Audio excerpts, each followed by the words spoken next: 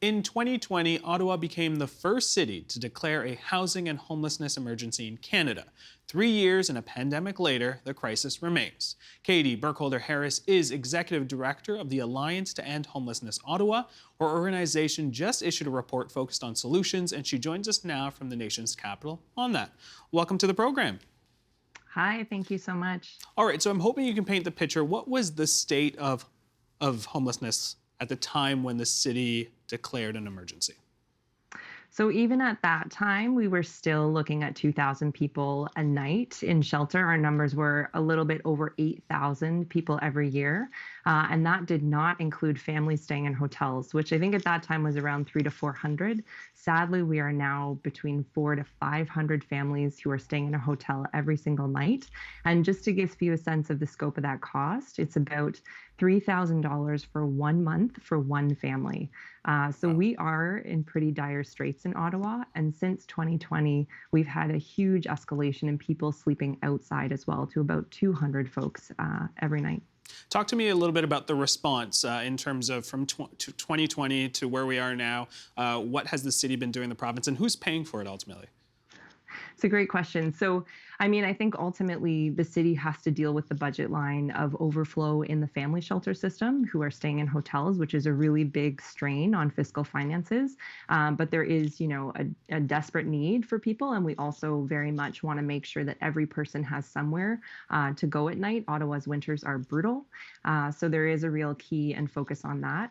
We also, since then, 2020 was a real opportunity for the community and the city to partner strongly together. There were some great efforts to get people housed. We've opened up physical distancing centers that were overflow during the pandemic because shelters as a congregate setting was something that people were worried about. We heard stories of people who are living on the street and said, I don't want my friends to get sick, so I'm going to actually live outside because I just don't want it to be too crowded that COVID spreads more easily.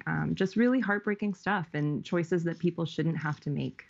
And when we talk about sort of those resources and who pays for them, is it a split between the city and the province and the feds, or how does it work for those services?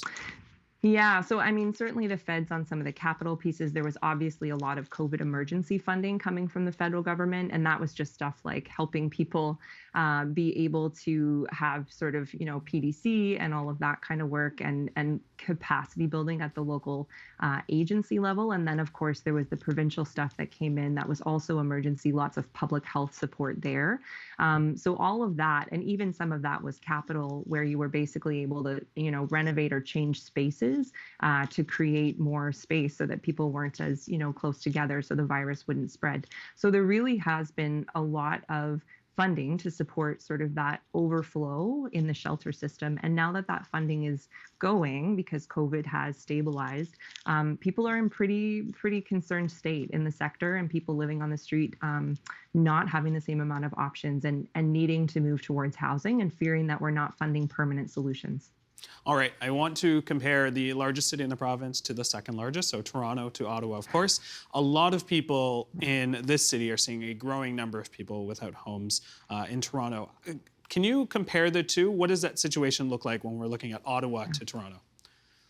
So, I think a lot of people talk about Toronto as a hub. A lot of people come, newcomers who are looking for housing, people come to Toronto, they have amenities, big services. So that is absolutely a reality. But I think what we forget sometimes is Ottawa is the eastern hub of the province.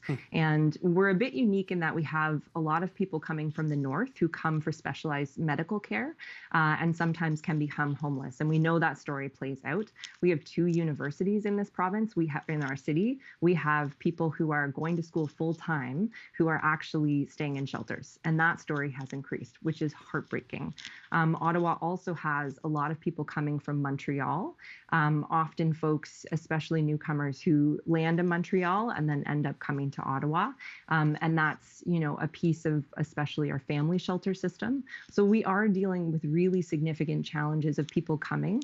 And Ottawa is oddly the biggest landmass municipality in North America. You can fit, I can't remember all the names, but you can fit Toronto, I think Guelph, Waterloo, there's a number of cities you could fit into our physical space. So we also have this rural component of homelessness. And one of the things I've heard from our fairly rural wards is specifically around families who can afford housing that is more rural and they don't have access to amenities and the winter hits and they can't pay for heat. So they could just barely pay rent.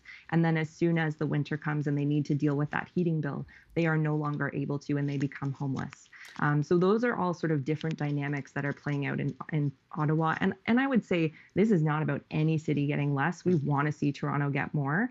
Absolutely, every community needs more to help people have permanent housing solutions. But it is about us also having enough to meet the need that we have locally. All right, let's talk about money. In 2023, in the province's budget, they had marked roughly about $200 million to the homelessness prevention program. And ultimately, the city of Ottawa got less than $1 million.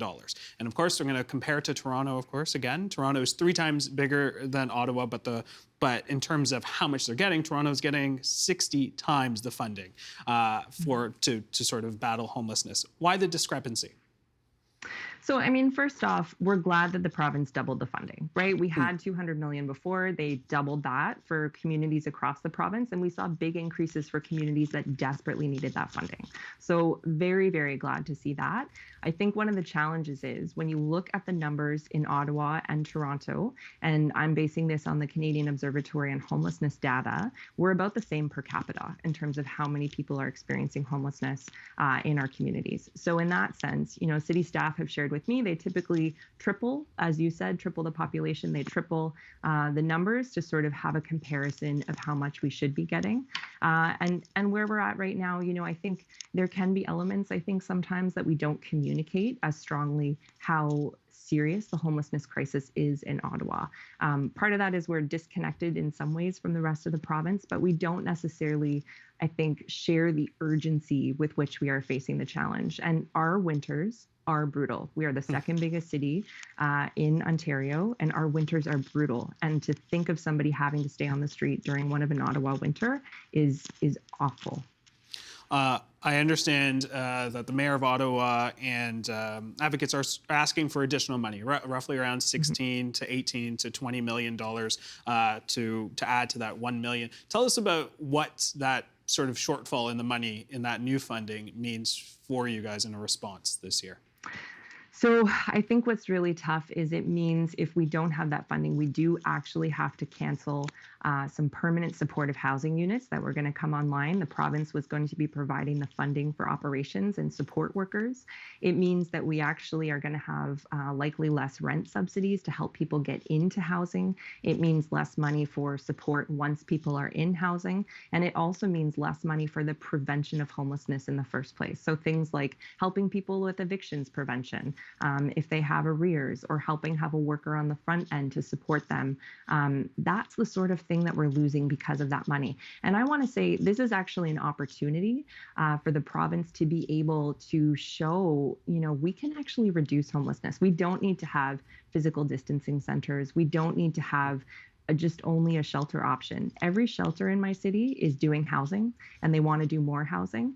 And we have an opportunity to actually tackle the crisis in a serious way, but we have to invest the money where it's based on permanent solutions. And so that's the thing that I would love to, you know, bring to the province and have that conversation, because we have a chance for Ottawa to significantly reduce homelessness. We've got the right players.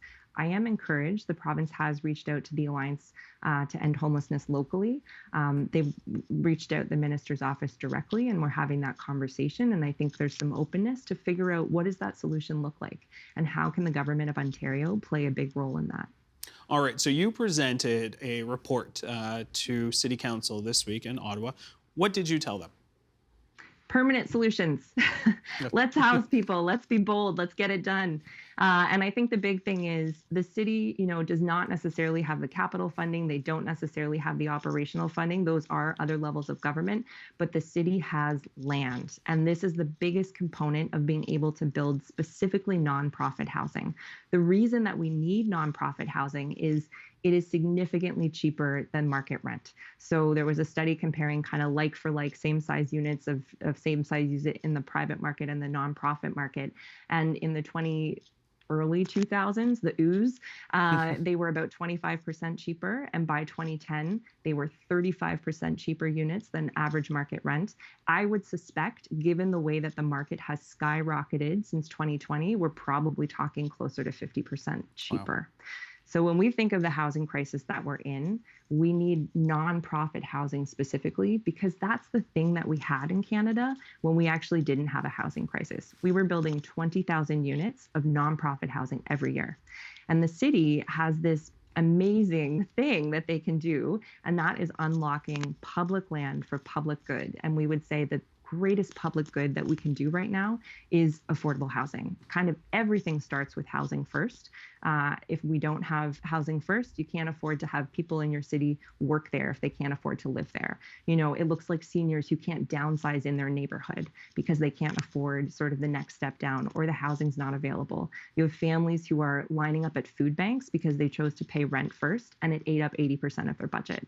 You know, we know that we desperately need more housing, but specifically nonprofit housing is removed from the market. The private market is not in charge of trying to meet housing need at the lower end of the income spectrum. And we need that. We've had it before. We can have it again, but we need bold vision. And I think locally, I'm really excited about the City Council of Ottawa, who has said, yes, we need to move forward in this way. Let's get it done. With that, nonprofit housing seems like the direction that you need to go with in terms of what you're encouraging council. What's the first step the city should be taking if that's sort of the direction you want to go with sort of dealing with the homelessness emergency there? And is that the only sort of solution that should be the focus? Lots of solutions. Don't question that. There's many pieces to this, but you can't have housing first without housing first. And so really, I think putting up RFPs for those 20 parcels of land identified in the report, city staff put that out a number of years ago. There are 20 parcels of public land, city-owned land. To put that out for nonprofits to lease from the city for $1, basically free, is a huge game changer in being able to start to get more nonprofit units in the pipeline. And I will brag, I do think that Ottawa has, and I've worked nationally, one of the strongest nonprofit housing sectors in the country. We can get this done. We have the capacity. The report was based on 1,000 units a year. I think that we can do more than 1,000 units a year, but we need to get that moving first. All right, Katie, we're going to leave it there. Thank you so much for joining us on the program. The Agenda with Steve Paikin is made possible through generous philanthropic contributions from viewers like you.